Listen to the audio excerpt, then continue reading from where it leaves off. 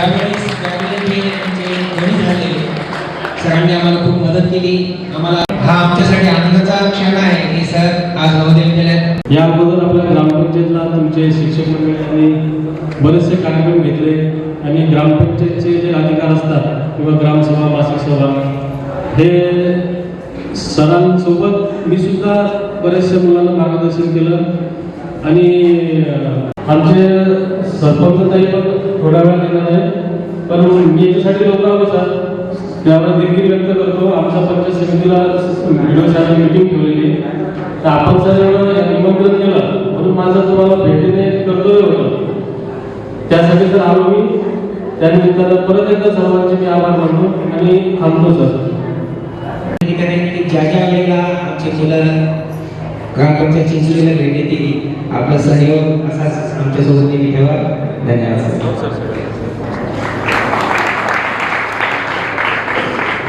पूजन करण्यासाठी उपाचार्य महोदय मंचावर आलेले आहेत. त्यांनी आपल्या शुभ हस्ते प्रतिमा पूजन करून या कार्यक्रमाला सुरुवात करावी. डोके सरांनी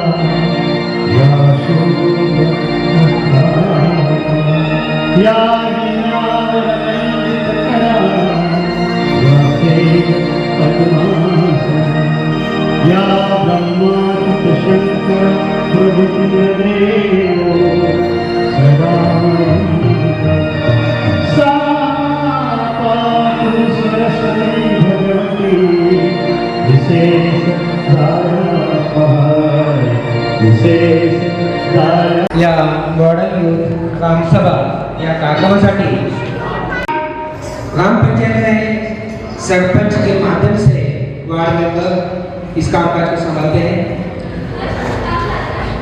और इस समय में एक ग्राम सभा आयोजित की जाती है गाँव में.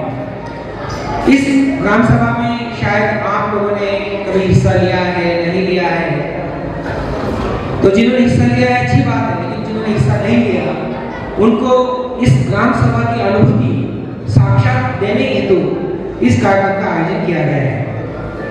इस प्रसंग पर मैं अपने विद्यालय के उपाचार्य महोदय वैद्य सर जी को प्रार्थना करता हूँ कि बच्चों को मार्गदर्शन दे. धन्यवाद सर.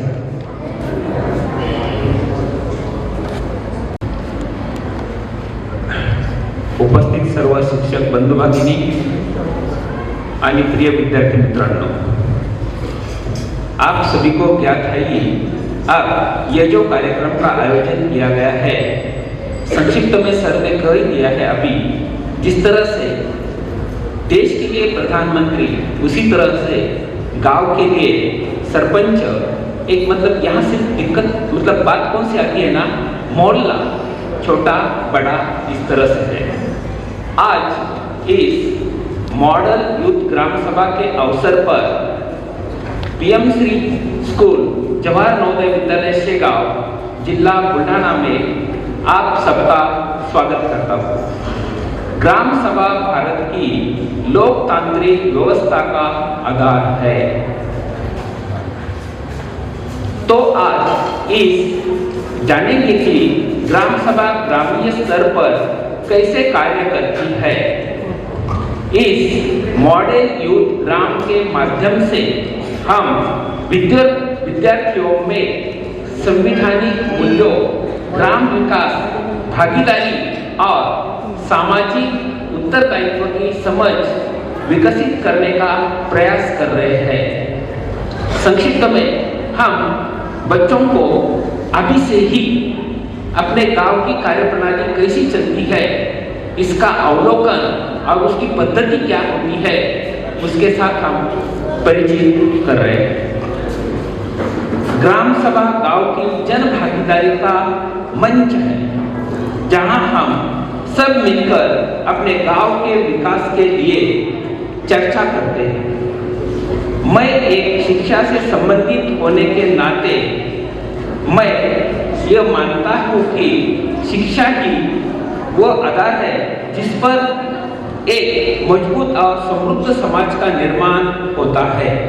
संक्षिप्त में पूरा का गांव विकसित होने की दृष्टि से सभी बिल्कुल शिक्षित होने चाहिए, कोई अनपढ़ न हो। ग्राम सभा में बच्चों, युवा, बुजुर्ग और सभी ग्रामीणों की भागीदारी से कि हम अपने गांव का भविष्य तय कर सकते हैं।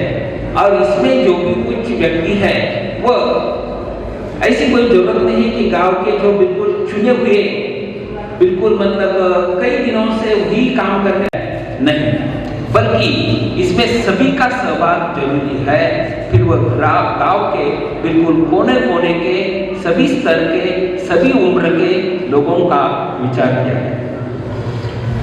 ग्राम सभा गांव के लिए एक अत्यंत महत्वपूर्ण है, क्योंकि यह इन्हें अपने गांव के विकास और शासन में सीधे भाग लेने का मौका देती है। तो यह सबकी जिम्मेदारी है कि वो उसमें मतलब सम्मिलित होके अपना अपना भी कार्य निभा सकते हैं। ग्राम सभा का छात्रों के लिए महत्व, सबसे पहली बात लोकतांत्रिक शिक्षा, मतलब हमें किस तरह से अपने आपस में सभी की एक दूसरे की मतलब जिम्मेदारी और कर्तव्य इसकी जांच बचपन में अगर हो जाए तो वह प्रभावशाली होगा। इस बात का महत्व विशेष करने के लिए ग्राम सभा का आयोजन महत्वपूर्ण है। तत्पश्चात सामाजिक भागीदारी, बाद में स्थानीय समस्या पर चर्चा करने से छात्रों को अपने आसपास की चुनौतियां समझ में आती है और वे समाधान खोजने के लिए प्रेरित होते हैं। जिस तरह से हर समस्या की उलझन हम में से ही कोई ना कोई करता है, इसीलिए यह ग्राम सभा में एक अगर सब मिलके एक जगह अगर मिले तो हमें अपनी समस्या की उलझन, समस्या भी रखने वाले हम ही और समस्या की उलझन करने वाले भी हम ही। बाद में नेतृत्व कौशल विकास, इससे छात्र नेतृत्व, संवाद कौशल, निर्णय लेने की क्षमता का विकास आदि गुणों का विकास होगा। इस प्रकार ग्राम सभा छात्रों को एक जिम्मेदार, जागरूक और सक्रिय नागरिक के रूप में विकसित करने में महत्वपूर्ण भूमिका निभाती है, जो इनके व्यक्तिगत, सामाजिक और शैक्षिक विकास के लिए लाभकारी है। तो संक्षिप्त में मैं इतना ही करना चाहता हूँ बच्चे। प्रथमतः हमें यह कार्यक्रम अभी आप स्कूल लेवल पर कर रहे हैं, हो सकता है आप में से ही कल कोई ना कोई गांव में जाके एक इस तरह से छोटा सा आपका एक मतलब नेतृत्व गुण संपादन करेगा। उसे समस्या पब्लिक रखेगी, मतलब समाज रखेगा, उसे वो हल करने के लिए पहला ग्राम लेवल पर, फिर बाद में तहसील लेवल पर, फिर बाद में जिला स्तर पर, फिर वो उसकी शैक्षणिक पात्रता वगैरह अन्य सभी बातों से वह आगे बढ़ेगा और उससे भी आगे बढ़ सकता है, जो नेता के रूप में भी फिर बाद में आगे जा सकता है। धन्यवाद सर।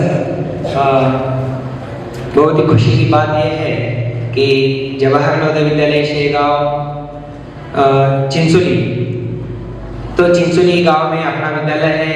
अब चिंचोली गांव के सरपंच साहब इनका आगमन हो चुका है, तो तालियों के साथ उनका स्वागत।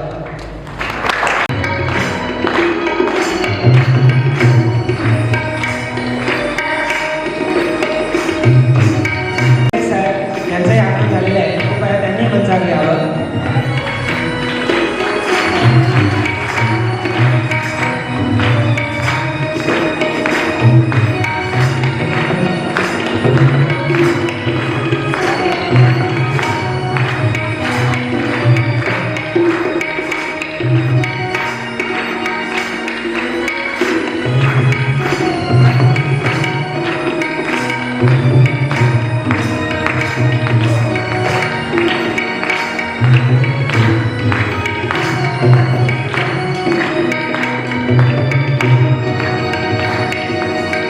धन्यवाद सर। उपाचार्य महोदय इनका पुष्पगुच्छ देकर स्वागत है।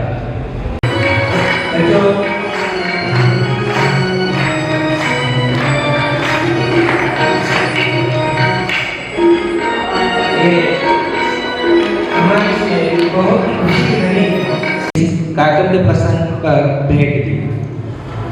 बच्चों, हमने पुष्पगुच्छ से सर का स्वागत किया है। शब्द सुनने से मैं यही कहना चाहूँगा, फूल खिले गुलशन में खूबसूरती नजर आएगी। सरपंच साहब आए आज हमारे साथ में, नवोदय में खुशियाँ ही खुशियाँ छाई। मैं ढोके सर से प्रार्थना करता हूँ कि वे अपनी टीम के साथ इस अवसर पर एक स्वागत गीत प्रस्तुत करें। अतिथि दिल से स्वागत करते हैं हम।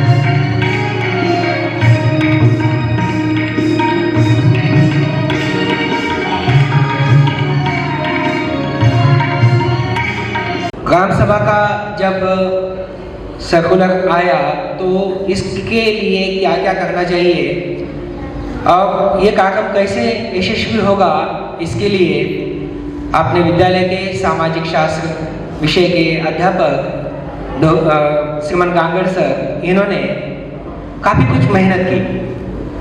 एक बार हम लोग चिंचोली गांव जाकर भेंट देकर आए। वहाँ पर हमें सरपंच साहब ने भी काफ़ी मार्गदर्शन किया। उसके बाद एक जो थीम होती है वो सामने आई, जो आज हम यहाँ देखेंगे। तो इस ग्राम सभा के रचयिता श्रीमान गांगड़ सर, इनको मैं मंच पे बुलाना चाहूँगा। Gangad sir please.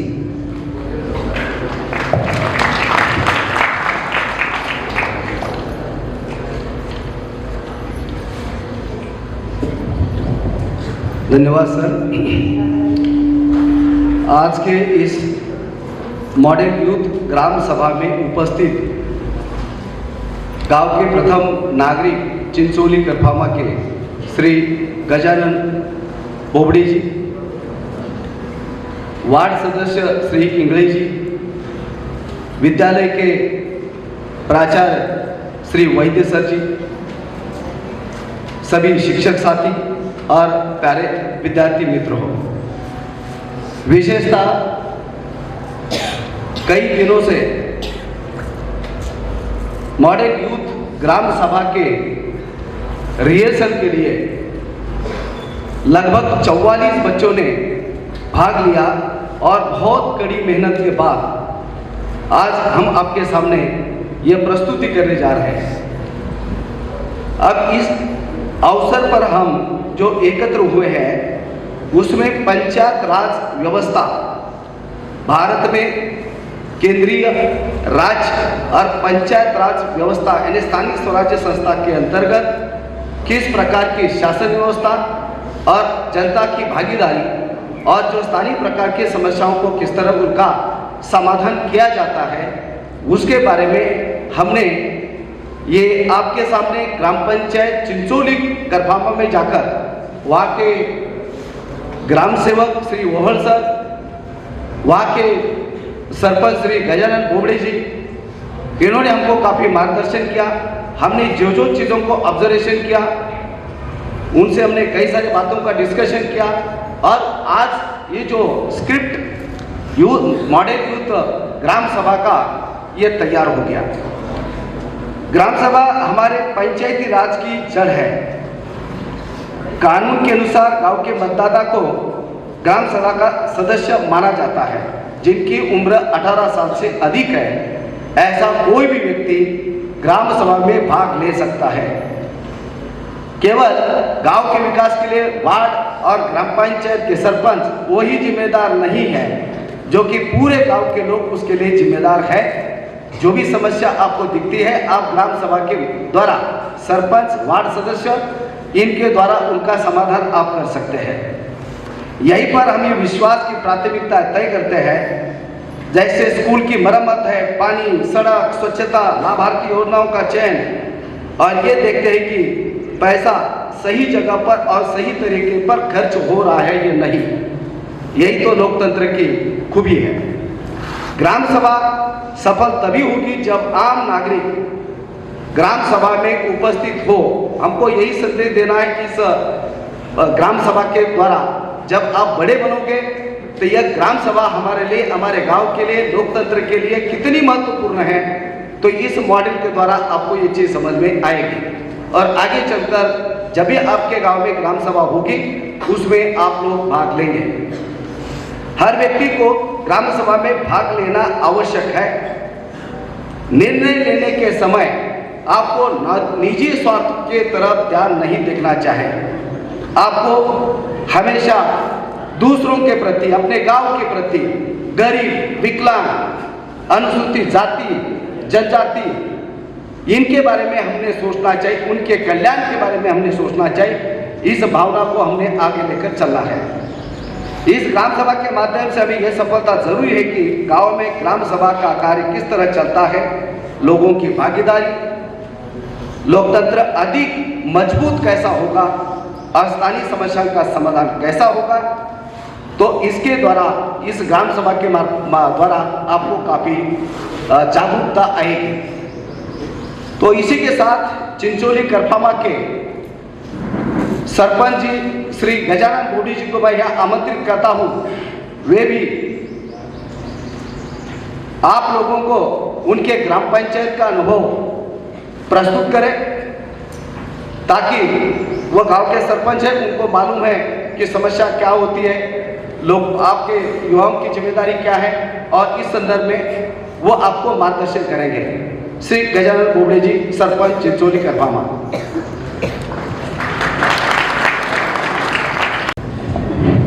हॅलो, सर्वप्रथम इथं एक आनंदाचं वातावरण म्हणजे इथं आमच्या गावची ग्रामसभा आहे। पहिला विषय,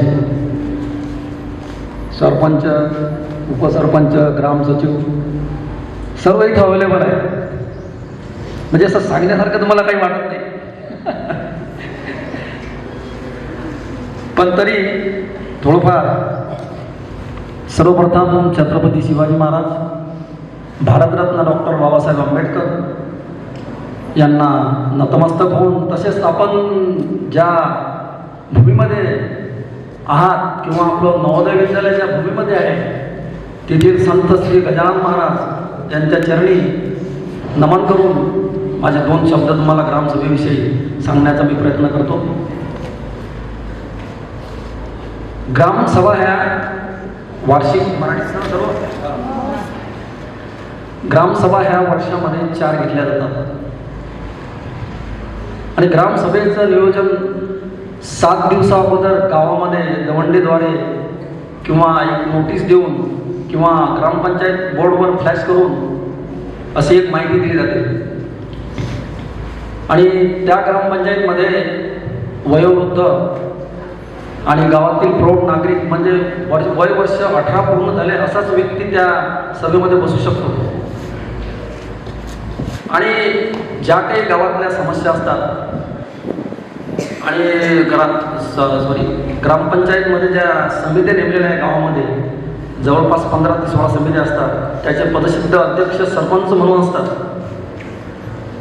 आणि त्या ज्या काही समित्या नेमलेल्या असतात त्यांचे जे सदस्य असतात ते ऑल टोटल सर्व आपल्या ग्रामसभेला आपल्याला अवेलेबल ठेवावं लागतात आणि त्यांच्या ज्या काही डिमांड असतील ज्या काही समस्या असतील त्या आमच्यापर्यंत ते पोहोचण्याचं काम करतात किंवा त्यांचं पोहोचण्याचं तर काम आहे पण आमचंही तेवढंच काम आहे की गावाकडे लक्ष देऊन कुठल्या प्रकारची गावामध्ये कमी आहे किंवा कुणाला काय द्यायचं कुणाला काय पाहिजे किंवा शाळेमध्ये काय कमी आहे शाळेला काय पाहिजे अशा पद्धतीची चर्चा आपल्या ग्रामसभेमध्ये आम्ही तिथं सर्व मिळून वैयक्तिक करतो आणि ज्या पद्धतीने जे निर्णय सोडवण्याचा प्रयत्न आम्ही त्यांच्या माध्यमातून किंवा आमच्या माध्यमातून आम्ही तो करतो.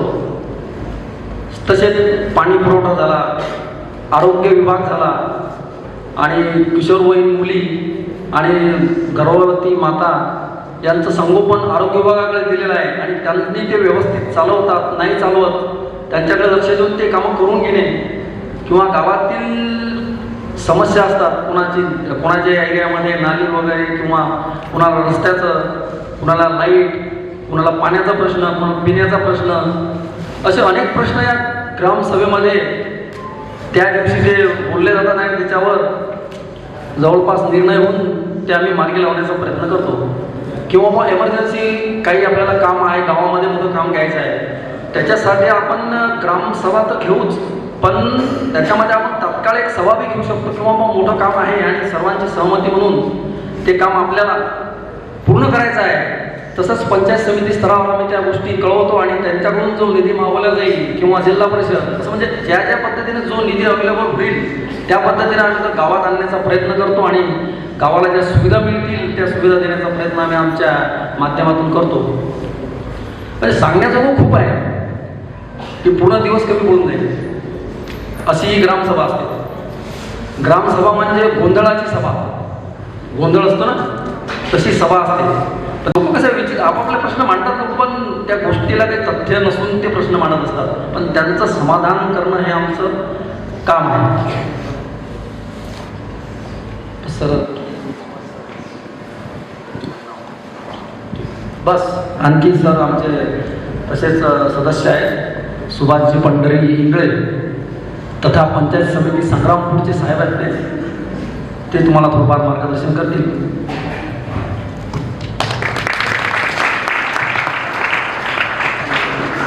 इंगळे साहेब प्लीज. मुळात इतके यंग सरपंच साहेब आहे इंगळे साहेब आहे ते आपल्याला चांगलं समजून घेतील आणि हीच आपल्या देशाची ताकद आहे की आज आपल्या देशाची धोरा नवीन चैतन्य असलेल्या लोकांच्या हातात आहे. नमस्कार नमस्कार सरपंच साहेब नमस्कार. आजच्या ह्या कार्यक्रमासाठी मॉडल यूथ ग्रामसभा याकरिता मला आपण विशेष करून आमच्या सरपंच साहेबांनी इथं बोलवलं. माझा परिचय नाही कोणासोबतच.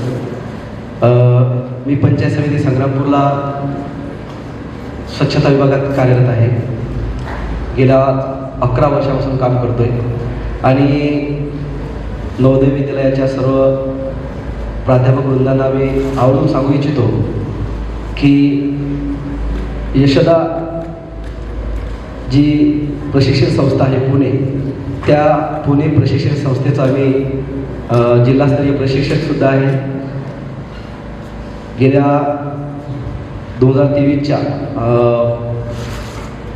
ट्रेनिंगमध्ये मी एका विशेष ट्रेनिंग सत्राचा लाभार्थी होतो. आमच्या बोबडे साहेबांनी जो विषय या ठिकाणी सांगितला की ग्रामसभेला काय करावं लागतं, ग्रामसभा कशी घ्यावी लागते, वर्षातून चार ग्रामसभा घ्याव्या लागतात. त्या ग्रामसभांच्या आधी आपल्याला महिलांची सभा घ्यावी लागते, किशोरवयीन मुली असतात त्यांचीसुद्धा सभा आपल्याला घ्यावी लागते. त्यासोबतच आता केंद्र स्तरावरून आपल्याला सस्टेनेबल डेव्हलपमेंट गोल दिलेले आहेत. कदाचित तुम्ही ते वाचले असतील. ज्यांचं समाजशास्त्र किंवा नागरिकशास्त्र विषय आहे, हा विषय त्यांच्यासाठी अतिशय महत्त्वाचा आहे. त्यामध्ये शाश्वत विकासाची ध्येय केंद्र स्तरावरून ठरवलेली आहेत, ज्यामध्ये गरिबीमुक्त गाव आहे, आरोग्यदायी गाव आहे, जलयुक्त गाव आहे, बालस्नेही गाव आहे. आता इथं बसलेल्या मुलांना मी एक आवडता विषय सांगतो. ग्रामसभेमध्ये आता इथं बसलेले तुम्ही जे सर्व आहेत मुलं, काही सदस्य आहेत, अंगणवाडी कार्यकर्ते आहेत, कृषी सहाय्यक आहेत, आशा कार्यकर्ते आहेत, आणि मला वाटते हे बसलेले सर्व सदस्य मंडळी आहेत. हां, वार्ड मेंबर, मी पण वार्ड मेंबर आहे बरं का. आणि वार्ड मेंबरची सर्वात मोठी जबाबदारी असते सर. वार्ड मेंबरची आमच्या सरपंच साहेबांपेक्षाही मोठी जबाबदारी असते, कारण प्रत्येक विषय साहेबांपर्यंत पोहोचवणे हे सदस्याची जबाबदारी असते. कारण सरपंच साहेबांकडे अख्ख्या गावाचा भार असतो, पण त्यांचा भार अधिक कमी करणे ही जबाबदारी सदस्याची असते. सदस्य हा मूलतः अधिकतम तो त्याच्याकडे ज्ञान असावं, विशेष करून त्याच्या वार्डमध्ये काय सुरू आहे, कुठल्या समस्या आहेत.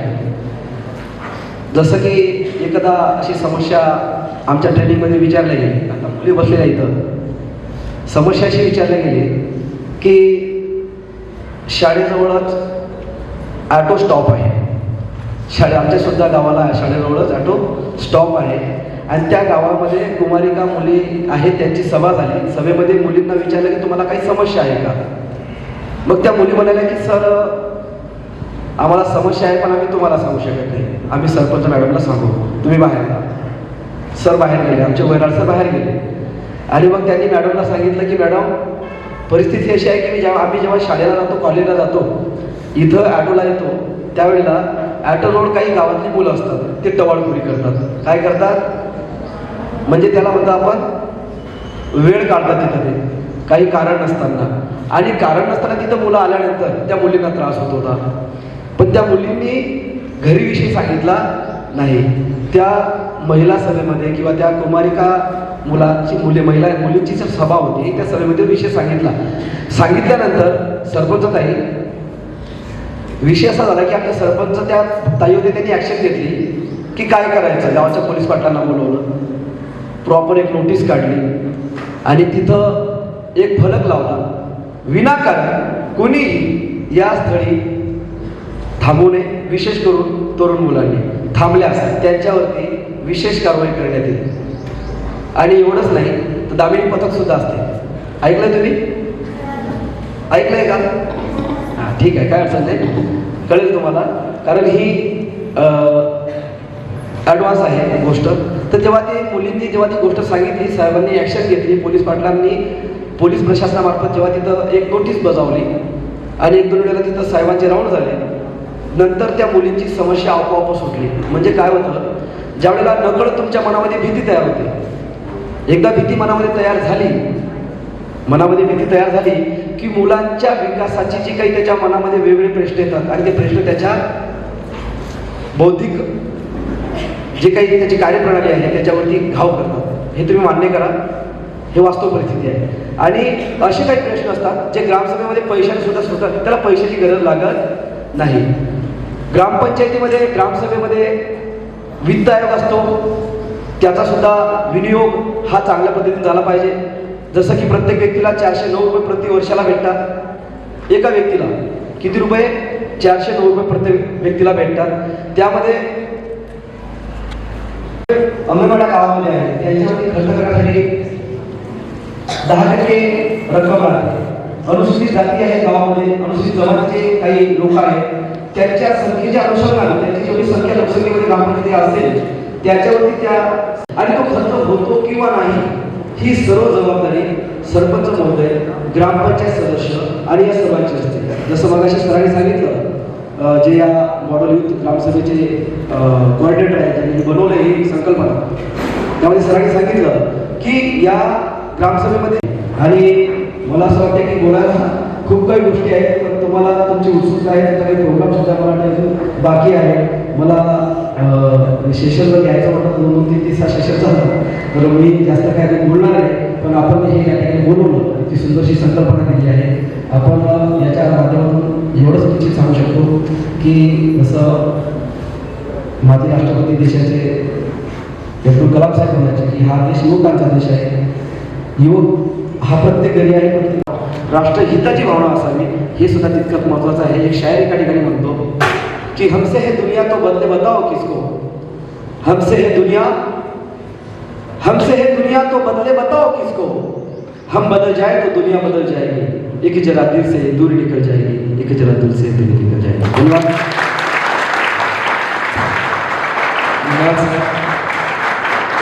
बहुत ही मूल्यवान जानकारी सर ने दी, हमें मार्गदर्शन किया. हम किस्मत वाली है कि आज सरपंच साहब के साथ इंग्लिश साहब का आगमन हुआ. तो हम अब इस गतिविधि की ओर चलेंगे. सबसे पहले मैं उस छात्र का नाम लूंगा तथा वो किस पद पे है वो बोलूंगा, तो वे खाली तुरंत उठकर नमस्कार करके बैठ जाएंगे.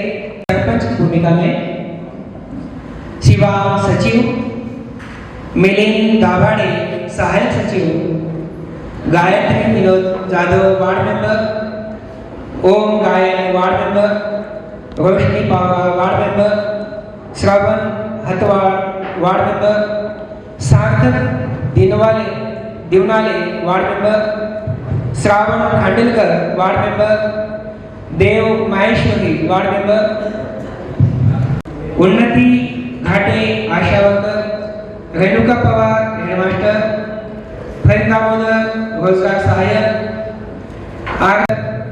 गौरव आहाके कृषि सहायक, Pranjali Kharade NGO worker, Rajeshwari Chavan SHG member, Kunal Tanjankar SHG member, group representative, Kritika sarpanch Chawde ABC पद पर, पल्लवी नायर डीडीडब्ल्यूएस,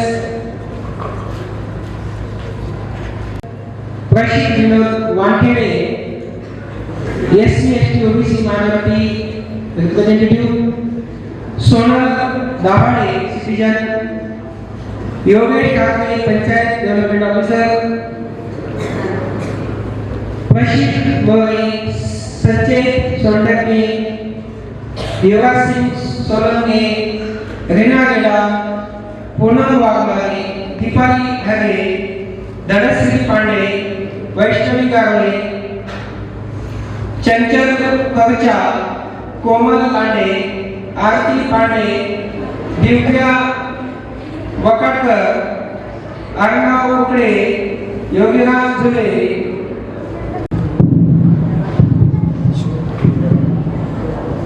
नमस्कार. आज की ग्राम सभा में उपस्थित सभी सम्मानीय ग्राम निवासियों, बोर्ड सदस्यों, सरकारी अधिकारियों, युवाओं, महिलाओं और बुजुर्गों, आप सभी का मैं हार्दिक स्वागत करती हूँ. ग्राम सभा हमारे लोकतंत्र की आत्मा है और आज हम सब मिलकर यहाँ पे अपने गाँव की समस्याएं एकत्रित हुए हैं. उन समस्याओं पर हमें सामूहिक रूप से ध्यान देने की आवश्यकता है. मैं आप सभी से इस सभा में पूरी ईमानदारी से सहभाग लेने का आग्रह करती हूँ और आपके बहुमूल्य सुझाव को देने का भी अनुरोध करती हूँ. धन्यवाद. सुप्रभात. मैं आज की ग्राम सभा में सरपंच, सदस्यों, ग्रामीण सरकारी कर्मचारी का हार्दिक स्वागत करता हूँ. आज की ग्राम सभा की अध्यक्षता सुश्री निधि विघ्ने कर रही हैं. हम उनके नेतृत्व में को गति मिल सकती है. यह बैठक एक साथ आने, आपके प्रश्न और सुझाव पूछने के लिए आयोजित की गई है. बैठक शुरू करने से पहले सभी मान्यवर लोगों से आग्रह है कि वे अपना परिचय दें। कृपया अपना नाम व पद बताइए। आज उपस्थित नाम पद आदरणीयों ने विभाग कार्यालय का अनुभव है। उन्होंने अपने कार्य क्षेत्र में कई उल्लेखनीय गतिविधियों को क्रियान्वित किया है। उनके क्रियान्वयन और जनता से संवाद के रूप में विशेष योगदान दिया, जो कि हमारे लिए मार्गदर्शन साबित होगा। आज की बैठक के लिए आप सभी को बधाई व हार्दिक स्वागत है। सरपंच जी। मेरे प्रिय ग्रामवासियों, मैं आप सभी का तहे दिल से स्वागत करती हूँ। आज मुझे बहुत प्रसन्नता हो रही है। मैं आप सबके बीच मिलकर अपने गांव की समस्याओं पर ध्यान दूंगी और उनके समाधान की हेतु चर्चा करूंगी। इस कार्य में आप सभी हमें सहयोग करें, ऐसी मैं आशा करती हूँ। आज हम विभिन्न मुद्दों पर चर्चा करेंगे, जैसे शिक्षा, सड़क, स्वास्थ्य सेवाएं, जल व्यवस्था, बिजली व्यवस्था, महिला सशक्तिकरण आदि। अगर आप सभी इस सभा में हमें सहयोग करेंगे तो हम हमारे गांव के सारे समस्याओं का हल निकाल सकते हैं। इसलिए मैं आप सभी से अनुरोध करती हूँ कि आपकी समस्याएं, सुझाव और बहुमूल्य उपाय इस सभा में खुलकर प्रस्ताव करें। धन्यवाद। आदरणीय ग्राम सभा अध्यक्ष, ग्रामवासियों, ग्राम सेवकों और सदस्यों, आप सभी को मेरा नमस्कार। आपके विश्वास के कारण ही मुझे वार्ड सदस्य चुना गया। जैसे कि आप सब जानते हैं कि इस ग्राम पंचायत की मजबूती हम सभी वार्ड सदस्यों, ग्रामवासियों, ग्राम सेवकों की सक्रिय भागीदारी से ही संभव है। तो क्यों ना आज हम अपने गाँव के विकास एवं सुधार के लिए चर्चा करें। मेरा कर्तव्य सिर्फ अपनी वार्ड की समस्याएं को आगे इस पंचायत में प्रस्तुत करना ही नहीं, बल्कि पूरे गांव की परेशानियां इसमें प्रस्तुत करना एवं उनके समाधान पर चर्चा करना है। आदरणीय ग्राम सभा अध्यक्ष, सरपंच महोदय, इस ग्राम की सभी यजमान सभी को मेरा हार्दिक नमस्कार। मैं आज इस ग्राम सभा में अपने अन्य कर्तव्यों के प्रति प्रतिबद्धता व्यक्त करने के लिए खड़ी हूँ। विद्यालय और शिक्षा ही हमारे गांव का भविष्य है। एक शिक्षित समाज ही तो सशक्त समाज बन सकता है। शिक्षा के दम पर हमारा गांव समृद्ध और विकसित होगा। मैं आप सभी से आग्रह करती हूँ कि आप शिक्षा को सर्वोत्तम प्राथमिकता दीजिए। अपने बच्चों को कौन केवल पढ़ाना चाहेगा, बल्कि उन्हें संस्कार, नैतिकता और सामाजिक उत्तरदायित्व के प्रति शिक्षा देना चाहेगा। इस गांव की तरक्की के लिए इन सबको मिलजुल कर काम करना होगा। आदरणीय सरपंच महोदय, ग्राम सभा में सम्मानित सभी सदस्य, ग्रामवासी भाइयों और बहनों, सभी को मेरा नमस्कार। मैं आशा वर्कर के रूप में अपने गांव के स्वास्थ्य और पोषण के लिए किए जा रहे कार्य की जानकारी और सहभागिता हेतु यहाँ उपस्थित हूँ। मेरा उद्देश्य है कि गांव के सभी माता, बच्चे और वृद्ध सुखी रहें। हम आशा वर्कर गर्भवती महिलाएं, शिशु स्वास्थ्य, टीकाकरण, पोषण सुधार आदि पर लगातार काम कर रहे हैं, जिसमें हमें आपके सहयोग और जागरूकता की जरूरत है। मैं आपसे अपील करती हूँ कि स्वास्थ्य के प्रति सजग रहिए, टीकाकरण में सहयोग करें, स्वच्छता पर ध्यान दें। मैं आशा वर्कर के रूप में हमेशा आपकी सेवा में तत्पर हूँ और आपकी समस्या सुनने और समाधान हेतु कार्यरत हूँ। आदरणीय सरपंच महोदय, ग्राम सभा के सभी सदस्यजन और मेरे प्रिय ग्राम निवासियों, आप सभी को मेरा हार्दिक प्रणाम। आंगनबाड़ी सेविका के रूप में मैं अपनी गांव की माताओं, बच्चों और परिवारों के लिए निरंतर काम कर रही हूँ। आंगनबाड़ी में आ रहे बच्चों को पोषण युक्त आहार, प्रारंभिक शिक्षा और स्वास्थ्य उपलब्ध कराया जाता है। मेरा उद्देश्य है कि गांव के हर एक बच्चे को पोषण स्वास्थ्य शिक्षा मिले, ताकि वे स्वस्थ और मजबूत बन सके और गांव की माताओं को भी गर्भावस्था में उचित देखभाल और पोषण के महत्व के बारे में जागरूक करना, ये मेरा प्रयास है। आज की ग्राम सभा में मान्यवरों ने जो अपने विचार व्यक्त किए वे हमारे लिए काफी उपयुक्त साबित होंगे। आज की बैठक के लिए आप सभी को बधाई व आपका हार्दिक स्वागत है। सभी को नमस्कार। आज की ग्राम सभा व्यवस्थित रूप से चल रही है। हम पिछले प्रस्ताव की समीक्षा करेंगे और आज विभिन्न मुद्दों पर चर्चा करेंगे और नए प्रस्ताव पारित करेंगे। मैं आप सभी से एक एक करके बोलने का अनुरोध करती हूँ।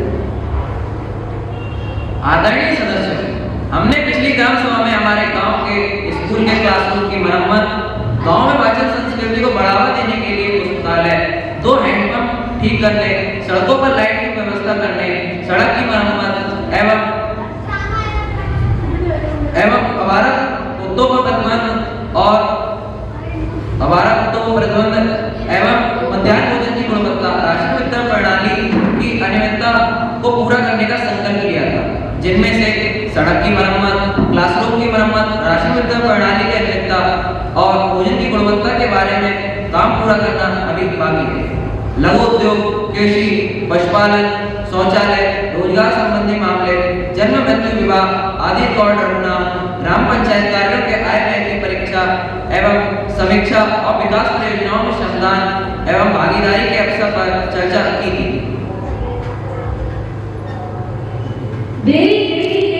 पिछली बार भी आपने हमारे लिए हैंडपंप शुरू करने के बारे में वचन दिया था, कुछ नहीं हुआ और इलेक्ट्रिक खंभों पर लाइट की व्यवस्था करनी थी, क्या हुआ? इसलिए हम सबने ग्राम पंचायत सदस्यों को चुनकर दिया था। लाइट की व्यवस्था न होने के चलते गांव अंधेरे में डूब जाता है, इसके बारे में कोई नहीं सोच रहा। सार्वजनिक भवन शौचालय और कचरा की बारे में चर्चा हुई थी, लेकिन कुछ कार्यक्रम के वाला को आयोजन नहीं थे। आज हम लोग इस विषय पर भी चर्चा करेंगे। पहले आप लोग अपने पानी पट्टी और मकान का टैक्स तो भरिए। अगर आप लोग टैक्स नहीं भरेंगे तो काम कैसे होगा? आप सभी की जिम्मेदारी है कि आप टैक्स को समय पर भरें।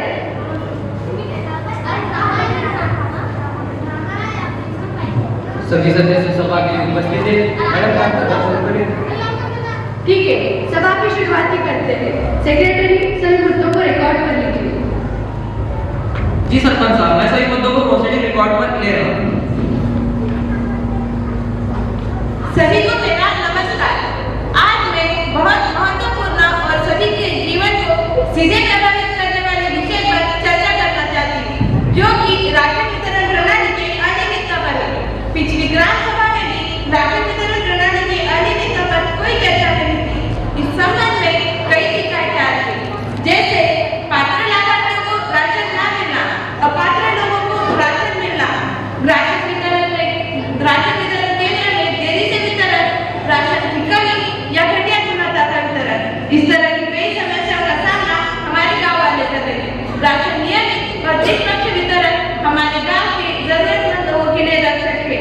इससे हमारे गांव के बुजुर्ग, बच्चे और गरीब परिवारों को बहुत कष्ट उठाना पड़ रहा है। कृपया इसका ध्यान दें। आज ग्राम सभा में हम विभिन्न मुद्दों पर चर्चा करेंगे। उनमें से यह मुद्दा बहुत महत्वपूर्ण है, जो राशन वितरण प्रणाली में हो रही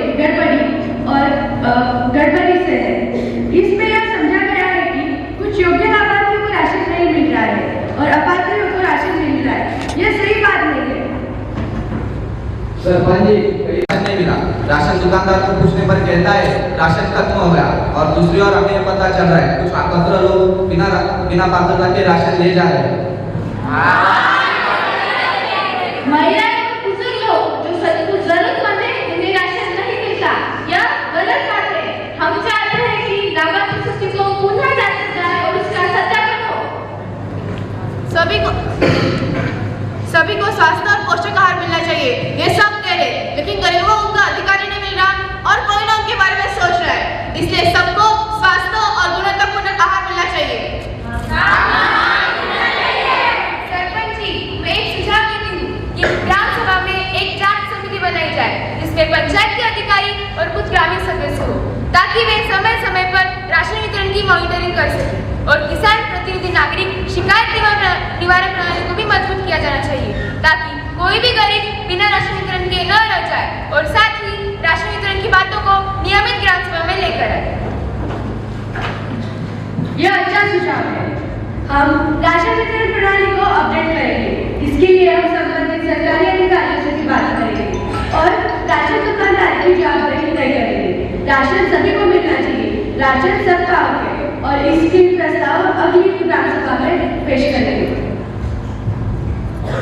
सरपंच जी, हमारे गांव की नालियां जैसे गांव की नालियों से गंदा पानी बाहर आता है। नहीं, घर के आसपास कूड़ा कचरा फेंका जा रहा है। सड़क के दोनों साइड में जानवरों का गोबर डाला जा रहा है। नहीं, घर के आसपास मक्खियां मच्छर अधिकतम है, जिसके कारण गांव वाले बच्चे बुजुर्ग बार-बार बीमार पड़ते हैं। इसके वजह से गांव वाले रोज शिकायत करते हैं। हमें साफ सफाई को प्राथमिकता देनी होगी, अन्यथा हमारे गांव में महामारी जैसी स्थिति उत्पन्न होने में कोई देरी नहीं लगेगी। साफ सफाई न केवल हमारे पर्यावरण के लिए जरूरी है, बल्कि यह हमारे स्वास्थ्य की सुरक्षा का आधार है। तो गांव वालों, हमें यह बात ध्यान में लेनी होगी कि हमें स्वास्थ्य को और सफाई को प्राथमिकता देनी होगी, अन्यथा हमें महामारी से जूझना पड़ेगा। तो क्या हम साफ सफाई को प्राथमिकता देंगे?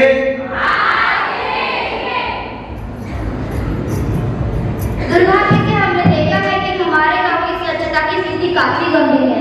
नालियां साफ नहीं है और बच्चों को पोषक आहार नहीं मिल रहे। आंगनबाड़ी में आ रहे बच्चों का वजन काफी कम पाया गया है, क्योंकि खाद्यान्न भंडार की व्यवस्था अनियमित है। बच्चों को दूध, अंडे तथा अन्य खाने की चीजें मिलना भी अति आवश्यक है। स्वास्थ्य सेवाओं की उपलब्धता और उनकी गुणवत्ताओं पर भी विचार होना चाहिए, जैसे कि स्वास्थ्य संस्था में समय समय पर खाने का बंटवारा होना, और गांव में अस्पताल भी काफी दूर है, तो गांव में एक अस्पताल भी होना चाहिए।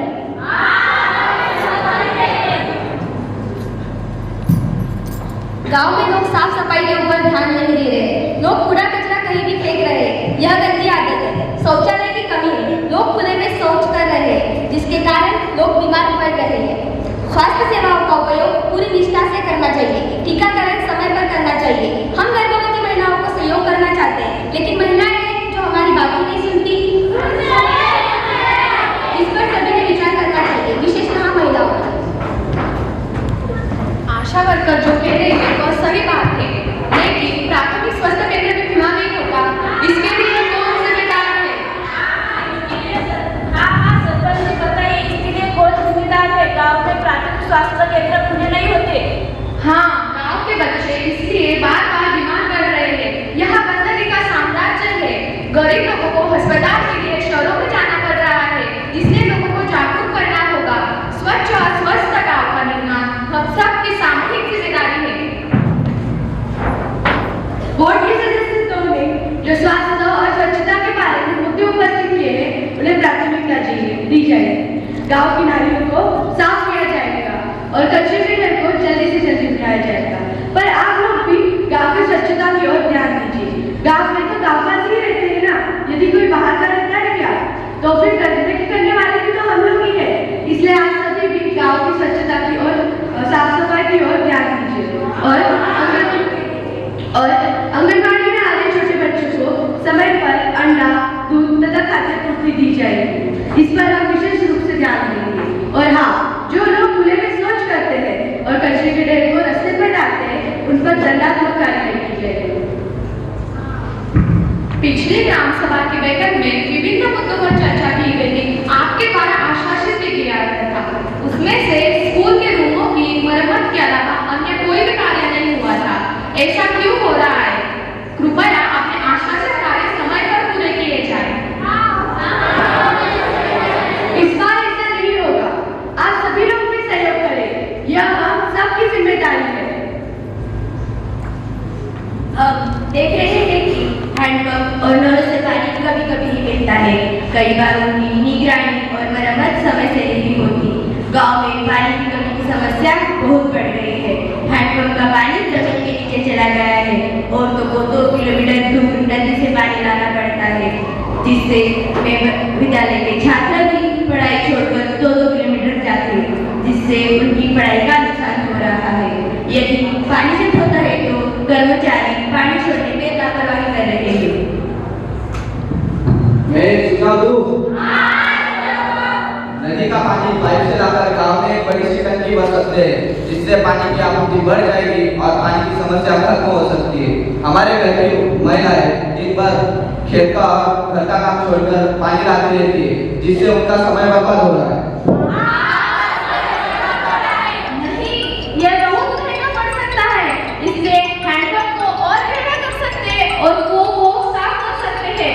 स्थानीय प्रशासन की अनदेखी है।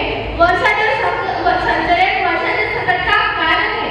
महिलाएं दिन भर पानी सर पर लाती रहेगी क्या? आप पुरुष लोग भी पानी लाकर दिखाओ। इससे तो कुछ काम नहीं होगा। हमें कुछ पक्की व्यवस्था करनी पड़ेगी, क्योंकि हर साल पानी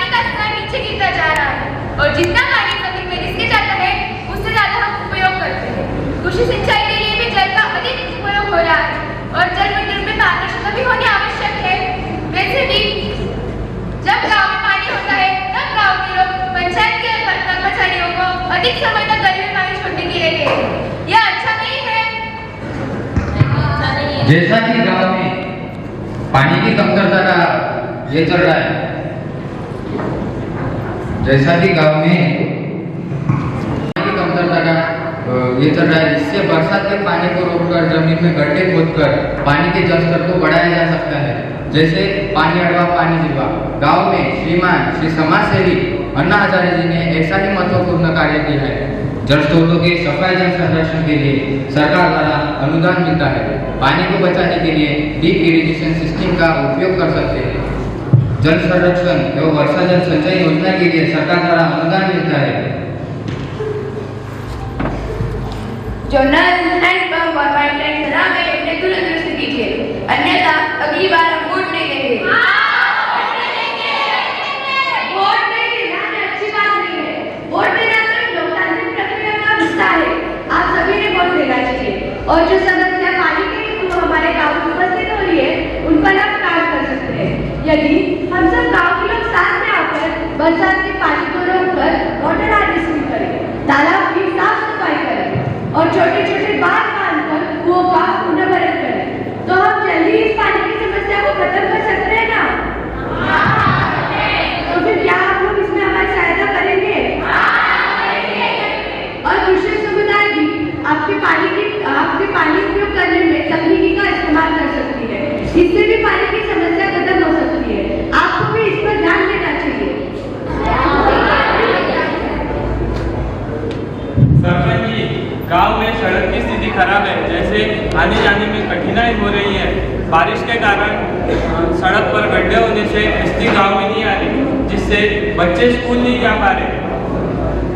गांव से शहर जाने वाली सड़क तो इतनी खराब है कि मरीज को अस्पताल ले जाना है तो साइकिल पर भी नहीं ले जा सकते। मनरेगा निधि का उपयोग कर सड़क पर पड़े गड्ढे भर सकते हैं। हम इस तरह क्यों नहीं सोचते, जिससे गांव के पुल, सड़क और शहर का संपर्क बरसात में भी ना टूटे। सरपंच जी, यदि हमारे गांव की सड़कों की मरम्मत करना भी आवश्यक है। पैदल चलते हुए बहुत मुश्किल आती है और गांव की सड़कें इतनी खराब है कि सड़कों में गड्ढे या गड्ढों में सड़क ऐसी स्थिति है। सही कह रहे हैं, पहले सड़कें ठीक करो।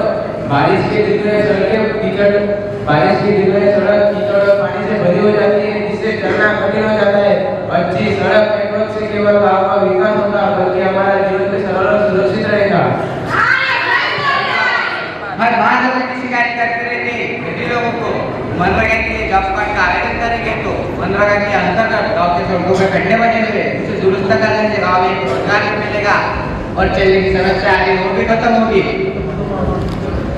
हमें उद्देश्य बदले, जब आप आवेदन करते हैं तभी वेतन 2 महीने बाद आता है। गरीब कैसे जीवित रहेगा, आप ही बताइए।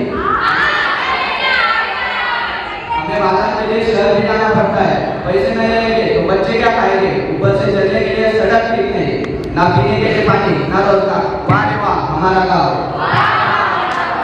मनरेगा से यदि गरीबों को काम मिलेगा तो अपना गांव छोड़कर दूसरी जगह रोजगार के लिए क्यों जाएगा? क्यों जाएगा?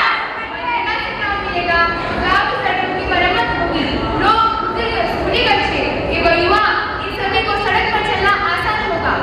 और जो बच्चे अपने माता पिता के साथ पानी लाने जाते थे, जिससे उनकी पढ़ाई नहीं रुकेगी।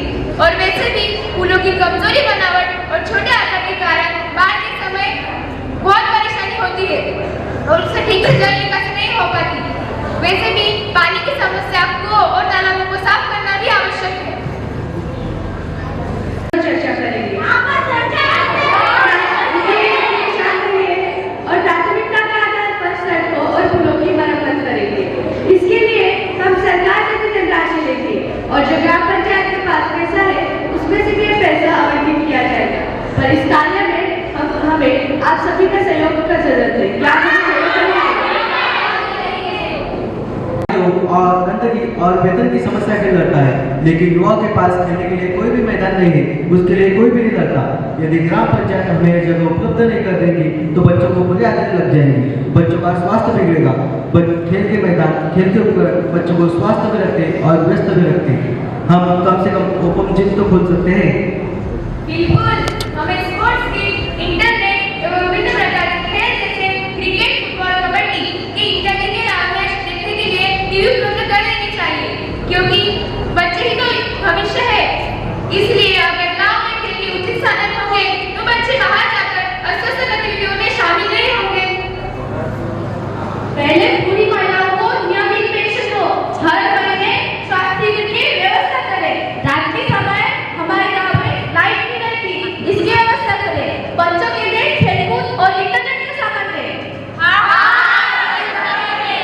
खेल के सामान जाके आचार डालोगे, हमारे यहाँ पानी नहीं आता, पहले पानी की व्यवस्था करें।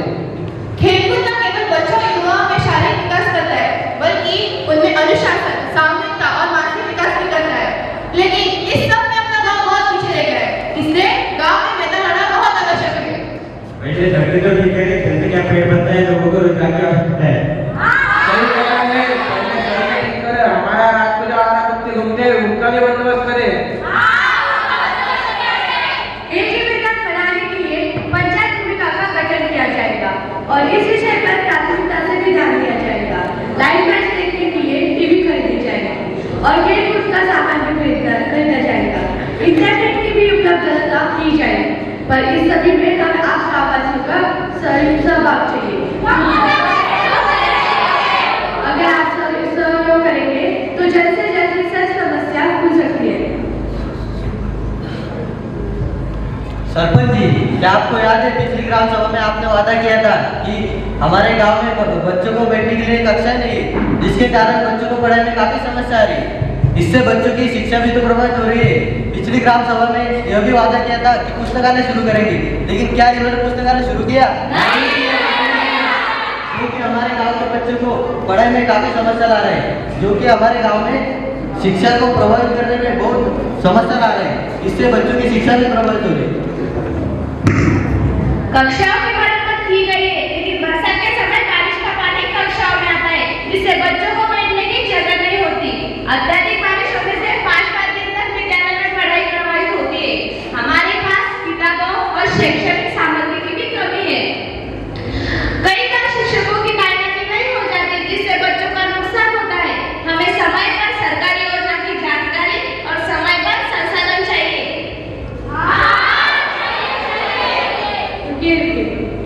हमारे गांव में कई बच्चों को बैठने और पढ़ने के लिए क्लास की उपलब्धता नहीं है और पुस्तकालय की भी कमी है। इस विषय पर खुलकर चर्चा की जाए, क्योंकि बच्चे ही तो अपने देश का भविष्य है। इस पर हम सभी लोग ध्यान देंगे। अरे सरपंच जी, बच्चे स्कूल तो जाते हैं, लेकिन कक्षाओं की कमी के कारण उन्हें बाहर ही बैठना पड़ता है। बरसात और गर्मी में पढ़ाई में मुश्किल हो जाती है। कई बच्चों ने तो स्कूल जाना बंद कर दिया है। स्कूल में कक्षाओं की कमी और भवनों की जर्जर स्थिति को देखना आवश्यक है। इतना ही नहीं, बच्चों को मिड डे मील चावल भी सही नहीं मिलता, दाल पानीदार होती है, दूध और अंडे भी नहीं मिलते। इसके लिए स्कूल प्रशासन और स्वयं सहायता समूह जिम्मेदार है। आपके भी तो बच्चे किसी स्कूल में पढ़ते हैं, इन्हें तो अपनी जिम्मेदारी का एहसास ही नहीं है। गाँव वालों, क्या हमें अपने बच्चों की परवाह नहीं करनी चाहिए? आप हम अकेले में दोस्त लगा रहे हो, खाना तो हम सही से दे रहे हैं। आप हमें झूठा आरोप लगा रहे हो। हमारे बच्चों से पूछो, वो हमें रोज आकर बताते हैं कि आप खाना नहीं है। सरपंच जी, जरा इन पर ध्यान दीजिए। ये लोग भी जानते हैं, बिना किसी सबूत के आरोप लगाना गलत है सरपंच जी। हमारी भी एक समस्या है। हमारे गांव में आवारा पशुओं की संख्या काफी बढ़ चुकी है। यह आवारा पशु किसानों की खड़ी फसलों काफी नुकसान कर रहे हैं। यदि ऐसा चलता रहा तो हमारे गांव में फसलों की काफी कमी होगी, जिसकी वजह से गांव वाले भूखे मर जाएंगे। आवारा कुत्ते रास्ते पे चलते छोटे बच्चे और बुजुर्ग काट रहे हैं, इससे उनको रेबीज हो रहा है। वो अगर शहर जा रहे हैं तो उनको उसकी वैक्सीन काफी महंगी पड़ रही है।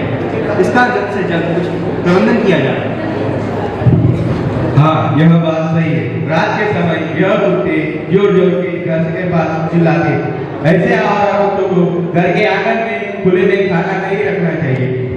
जिस कारण यह खाना रखा गया तो यह आवाज हमें घर के आंगन में खुले में खाना नहीं पहुंचा सकती। तो क्या हम इस बात को ध्यान में रखेंगे? व्यवस्था करनी चाहिए। क्यों करनी चाहिए कि नहीं? लोगों ने अपने घर के पास आए आवारा कुत्तों को ना आने दे, क्योंकि स्कूल जाने वाले बच्चे स्कूल आवारा जानवरों के कारण स्कूल जाने के लिए डर रहे हैं। हाँ, इसमें सरपंच जी कुछ उपाय बताएंगे प्लीज। आवारा जानवरों के लिए टीकाकरण और उनके प्रबंधन की व्यवस्था करनी चाहिए। सुरक्षा के लिए सामुदायिक प्रहरी या निगरानी की व्यवस्था करनी चाहिए।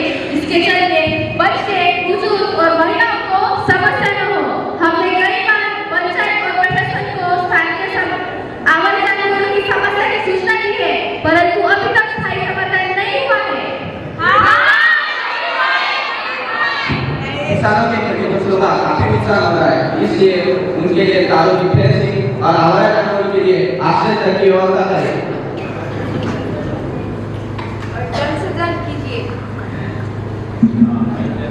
वार्ड के सदस्य साथ में जो आवारा गाय, बैल, पशु इनके होने से लोगों में भय की भावना आ रही है, इस पर मुद्दे उपस्थित किए हैं। इन पर हम विशेष रूप से ध्यान देंगे। गाय और बैलों के लिए गौशालाओं का निर्माण किया जाएगा और कुत्तों का भी टीकाकरण किया जाएगा। इसके लिए हम संबंधित अधिकारियों से भी बात करेंगे और उन्हें यह जानकारी देंगे। और आप सभी भी आपकी सावधानी बरतिए, रात के समय कोई भी बाहर मत निकलिए। और हाँ, जो खाना आप आपके घर के बाहर रखते हैं उन्हें भी रखना बंद कर दीजिए। अगर ऐसा हो सकता है तो यह समस्या का हल निकालेंगे। आप जल्द से जल्द कुछ कीजिए, वरना हमारे गांव का ये नुकसान होता रहेगा। अब आप सभी को मौका मिलेगा। अब पहले सब सदस्यों को अपना बजट पेश करने दीजिए। ग्राम सभा में बजट पेश किया गया था, वो बहुत कम था। इस बार बजट 40 लाख हो गया है। प्रस्ताव है कि बच्चों को पढ़ने के लिए कक्षा एवं पुस्तकालय, स्वास्थ्य शिविर, खेल का मैदान, तालाब मरम्मत, आवारा पशु गाय के लिए गौशाला, कुत्तों का टीकाकरण, खंभों पर लाइट लगाना, पेंशन शिविर, साफ सफाई, सड़कों की मरम्मत आदि व को खेलकूद सामान इत्यादि की व्यवस्था करना है। राशन वितरण प्रणाली में अनियमितता हो रही है। सभी लाभार्थियों को राशन नहीं मिल रहा। उनकी सूची बनाने के लिए कमेटी तैयार की जाए ताकि अपात्र लोगों को राशन नहीं मिले। सभी को पोषक आहार मिलना चाहिए, अपना अधिकार मिलना चाहिए, गरीबों के साथ अन्याय नहीं होना चाहिए। अपात्र लोगों को राशन मिल रहा है, इस पर निगरानी रखी जाए। नहीं, स्वास्थ्य और स्वच्छता जैसे हमारी गांव की नालियां जहाँ है, नालियों से गंदा पानी बाहर आता है। इतना ही नहीं, सड़क पर रास्ते के दोनों साइड में जानवर का गोबर डाला जा रहा है। घर के आसपास कूड़े कचरे का ढेर लगाया जा रहा है। घर के आसपास मक्खियां मच्छर अधिकतम है, जिसके कारण बच्चे बुजुर्ग बार बार बीमार पड़ते हैं। गाँव वाले रोज शिकायत करते हैं। हमें साफ सफाई को प्राथमिकता देनी होगी, अन्यथा हमारे गाँव में महामारी जैसी स्थिति उत्पन्न हो सकती है। इसके लिए हमें 2 लाख धनराशि मिलना आवश्यक है। साफ सफाई न केवल हमारे पर्यावरण के लिए जरूरी है, बल्कि ये हमारी स्वास्थ्य की सुरक्षा का आधार भी है। तो गांव वालों, हमें इस बात पर विशेषता ध्यान देना चाहिए कि गांव में स्वच्छता और स्वास्थ्य को प्राथमिकता दी जाए और अपना अपना ख्याल हमें रखना चाहिए। तो क्या हम इस बात से सहमत हैं? अब मेरी सुनो, आज गांव में पानी की कमी समस्या बहुत बढ़ गई है। हैंडपंप का पानी काफी जमीन के नीचे चला गया है और तो 2 किलोमीटर से पानी लाना पड़ता है, जिससे महिलाओं के स्वास्थ्य पर गहरा असर पड़ रहा है। इसलिए 2 नए हैंडपंप और टैंकर के द्वारा पानी की व्यवस्था करने के लिए 4 लाख रुपए धनराशि आवंटित होनी चाहिए। स्वयं सहायता समूह होंगे, खाने की समस्या को तो स्कूल मैनेजमेंट कमेटी ध्यान देगी कि खाना अच्छा मिल रहा है या नहीं, पर मुझे लगता है कि हमें स्कूल के लिए क्लासरूम बनाने की आवश्यकता है और हमें साथ ही साथ शिक्षकों की भी संख्या बढ़ानी चाहिए ताकि बच्चों को सही मार्गदर्शन मिले। छात्रों की किताबें, आवारा जानवर से सुरक्षा और अन्य शैक्षिक संसाधन उपलब्ध कराना ही आवश्यक है। स्कूल में कक्षाओं की कमी और भवनों की जर्जर स्थिति को देखना भी जरूरी है। स्कूल भवन के अलावा हमें खेल कूद, पुस्तकालय और अन्य विकासात्मक गतिविधियों के लिए भी स्थान चाहिए ताकि बच्चे स्कूल से जुड़ा महसूस कर सकें।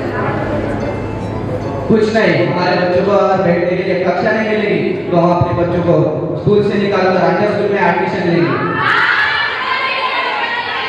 गर्मी और बरसात के भीगने के कारण बच्चे बार-बार बीमार पड़ रहे हैं। की कमी, पाठ्य सामग्री और संसाधनों की भी कमी है। हमारे पाठ्य सामग्री और संसाधनों की भी कमी है, शिक्षकों की भी कमी है, जिससे गांव के छात्र अन्य स्थान पर पढ़ाई के लिए जा रहे हैं, लेकिन गरीब बच्चों को यह संभव नहीं है, जिससे तो गांव के स्कूल बंद हो जाएंगे। इस वर्ष के पंचायत बजट में कक्षों के लिए निधि आवंटित की जाएगी और शिक्षक विभाग से बात करके शिक्षकों की तैनाती की जाएगी। पर स्कूल कमेटी का भी ध्यान रखने का मतलब अवसर है कि आप भी ध्यान रखिए, बच्चे हमारे गांव से बाहर पढ़ने के लिए नहीं जाने चाहिए। मुझे लगता है कि हमें शिक्षकों और माता पिता के बीच एक संवाद शुरू करना चाहिए ताकि हम बच्चों की पढ़ाई में और बेहतर सहयोग दे सकें। क्लासरूम की व्यवस्था के लिए जितनी अधिक धनराशि मिले उतना अच्छा रहेगा, अन्यथा हम अपने बच्चों को स्कूल से निकाल देंगे। इस कार्य के लिए 10 लाख रुपए की धनराशि की आवश्यकता होगी। आपका सुझाव बहुत अच्छा है। शुक्रिया। और हमारा क्या? क्या हम पैसे के लिए मर जाए? गांव के आवाज से हम परेशान हैं। मुंह देखकर पैसा मत दीजिए सरपंच, बड़े बुजुर्ग का भी ख्याल रखें।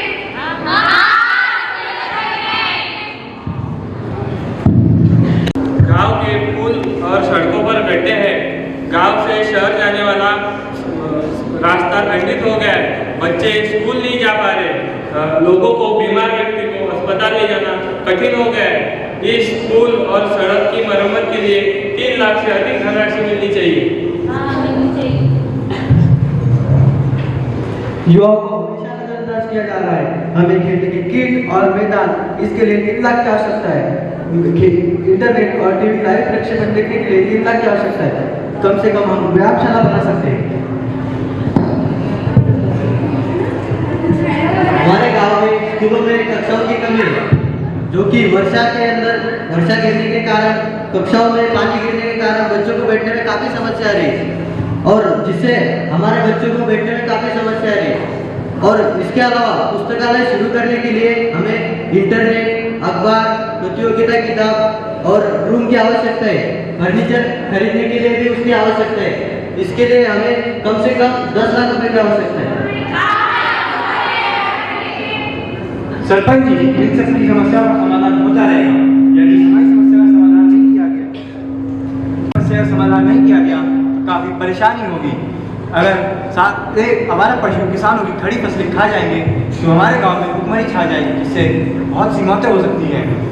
और अगर हमारे कुत्तों की जो बीमारी है रेबीज, उससे इलाज नहीं किया गया तो काफ़ी की जान जोखिम में पड़ सकती है। हमें इस सब के प्रबंधन के लिए गांव वालों की तरफ से कुछ उपाय आए हैं, जिसमें गायों और बैलों के लिए गौशाला का निर्माण और कुत्तों का टीकाकरण भी है। इसके प्रबंधन के लिए हमें कम से कम 5 लाख धनराशि आवंटित की जाए।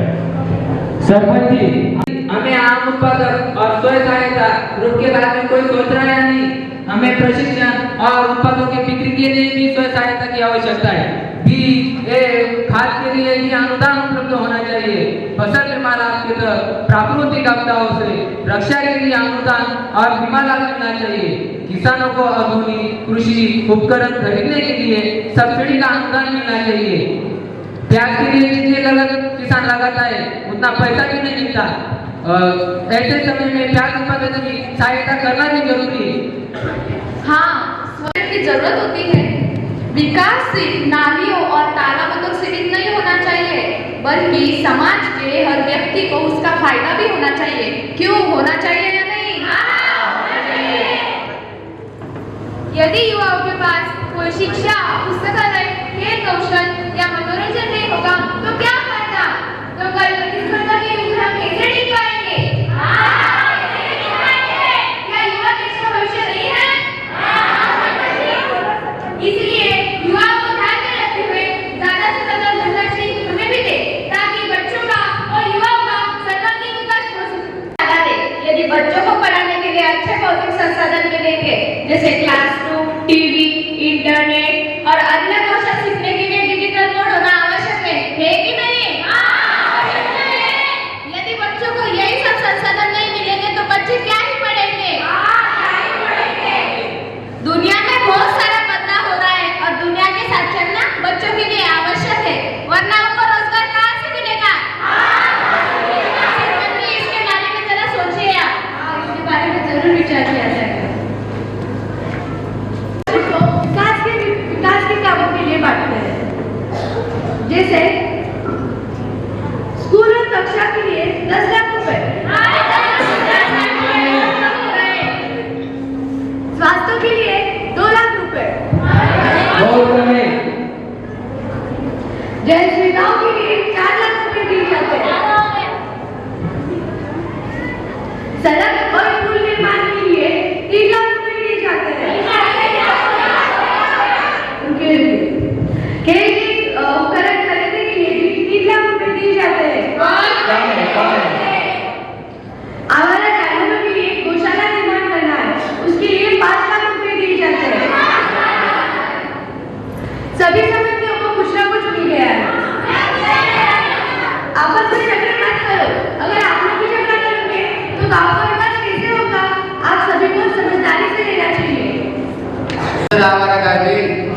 खड़ी फसल का नुकसान करते जा रहे हैं। यदि गांव के लोग सामुदायिक पेड़ या निगरानी की व्यवस्था करेंगे तो फसल का नुकसान नहीं होगा। साथ ही इसके बारे में सोचना चाहिए। किसानों को सरकार द्वारा विभिन्न योजनाएं आती है, उसके बारे में गांव वालों को अवगत किया जाएगा। स्कूल आंगनबाड़ी के पास खाली पड़ी हुई जमीन दी जाए तो वो स्वयं सहायता उद्यान का रखरखाव कर सकती है। क्यों बेटो, रखरखाव कर सकती है ना? और ताजी सब्जी भाजी को उत्पादित कर बच्चों में खाने को दे सकती है। स्वयं सहायता सदस्य सरकारी योजनाओं की जानकारी मिले तो लोगों में रोजगार उपलब्ध हो सकता है। पर क्या इस बात की जिम्मेदारी आप लोग लेंगे? हाँ, ठीक है। और पुस्तकालय में इंटरनेट का प्रबंधन स्वयं प्रणाली किया जा सकता है, जिससे हमको स्पर्धा परीक्षा में भी फायदा होगा और बच्चे महिला की साफ सफाई खुद करके उसमें पैसा बचा सकते हैं, जिससे उनको राष्ट्रीय और अंतर्राष्ट्रीय क्षेत्र की जानकारी भी मिलेगी और सरकारी नौकरी तो मिलेगी। साथ में गांव के युवाओं का भी भला होगा और खेलने से उनका स्वास्थ्य भी ठीक रहेगा और थोड़ी देर के लिए वो मोबाइल से भी दूर रहेंगे। गांव में होने वाले मेले को स्वास्थ्य जागरूकता और महिलाओं के स्टॉल के साथ जोड़ते हैं। गांव के मेले के बाद जो गंदगी होगी उसे सारे गांव वाले इकट्ठे आकर साफ करेंगे। क्यों साफ करोगे ना? प्लास्टिक के उपयोग पर पाबंदी लगाई जाएगी, जिससे नालियां भी बंद नहीं होगी और पर्यावरण भी संरक्षित रहेगा। मुद्दे नजर रखते हुए मैंने ग्राम सेवक साहब ने और सरपंच साहब ने कुछ निर्णय दिए हैं। वो अंतिम निर्णय मैं आपके सामने पेश करने जा रहा हूँ। छात्रों को पढ़ने के लिए क्लासरूम की व्यवस्था करना, साथ ही पुस्तकालय और इंटरनेट की सुविधा करना। 2. इंटरनेट प्राप्त के साथ सार्वजनिक विद्यालय शुरू कराना। 3. स्वास्थ्य एवं पोषण के कार्यक्रमों का आयोजन कराना और शिविर लगाना। 4. कराना और खेल किट उपलब्ध कराना। लाइव खेलकूद को टीवी पर दिखाने के लिए टीवी उपलब्ध कराना। तालाब की मरम्मत कराना और पीने के पानी के लिए 2 हैंडपंप और टैंकर की व्यवस्था कराना। पेंशन शिविर का आयोजन कराना। स्कूल कराना। गली में बिजली की व्यवस्था कराना। स्वयं सहायता समूह के लिए आयोजन कराना और जन जागरूकता अभियान चलाना। आवारा पशुओं पर प्रतिबंध कराना। गाय, बैल तो आदि का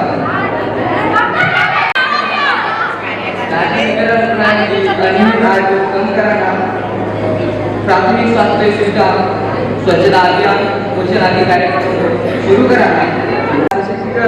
बच्चों और बुजुर्गों का कल्याण, अनुसूचित जाति जमाती, विकलांगता सहायक शुरू कराना।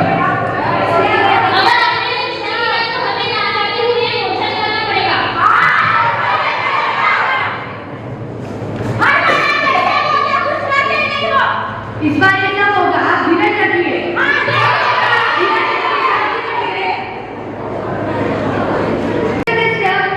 अब अपना हाथ में रखेंगे। हम यह मुद्दों को अंतिम रूप दे रहे हैं।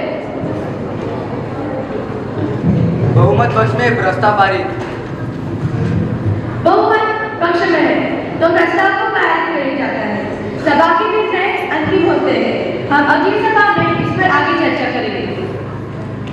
मेले में से आम उत्पादक और किसान महिलाओं को रोजगार का साधन मिलेगा और किसानों को उत्पादन की स्थिति के बारे में जानकारी मिलेगी। कम से कम तालाब की मरम्मत को मंजूरी मिली। देखते हैं पानी कितने दिन में आता है। आवारा जानवरों की वजह से खड़ी फसल का भी नुकसान हो रहा है और फिनिशिंग भी खेतों के लिए हो और देखते हैं अनुमतों पर कितना पैसा खर्चा होता है। टीवी खरीदने एवं इंटरनेट लेने की मंजूरी मिली। अंततः युवाओं की आवाज सुनी गई, लेकिन सार्वजनिक पुस्तकालय भी शुरू हो ऐसी आशा करते थे। और पेंशन की तारीख का पूछना, वरना आपकी सभा में पूरे मोर्चे के साथ जुटूंगी। इसके साथ स्वास्थ्य की भी व्यवस्था करें। गाँव में खंबे की व्यवस्था करें और पीने के पानी की भी व्यवस्था करना और जल्द से जल्द सरपंच जी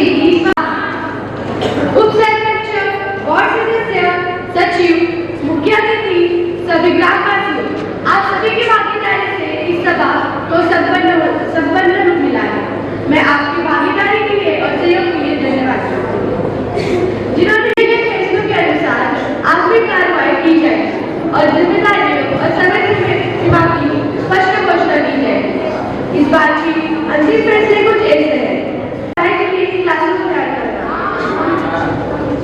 इंटरनेट कॉर्नर के साथ लाइब्रेरी शुरू करना। कब करेंगे?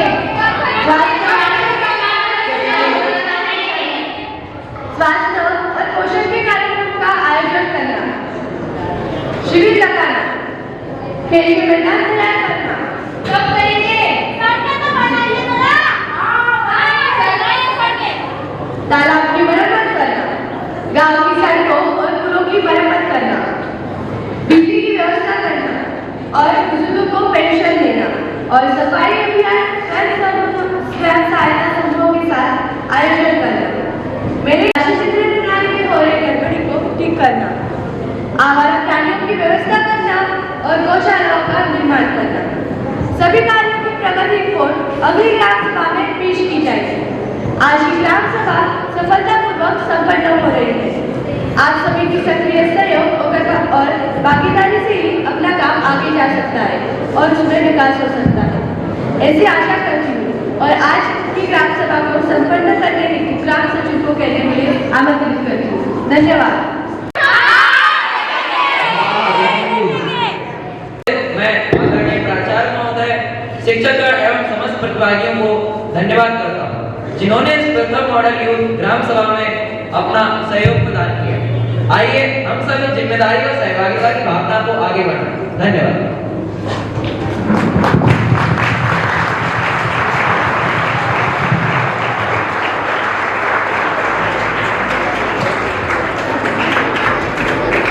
गावातील लोक आपल्या सुविधांसाठी कसा आवडत होता हे तुम्ही पाहिलं। भविष्यात तुम्ही शिक्षण घेतल्यानंतर गावाचे नागरिक बनणार आहात।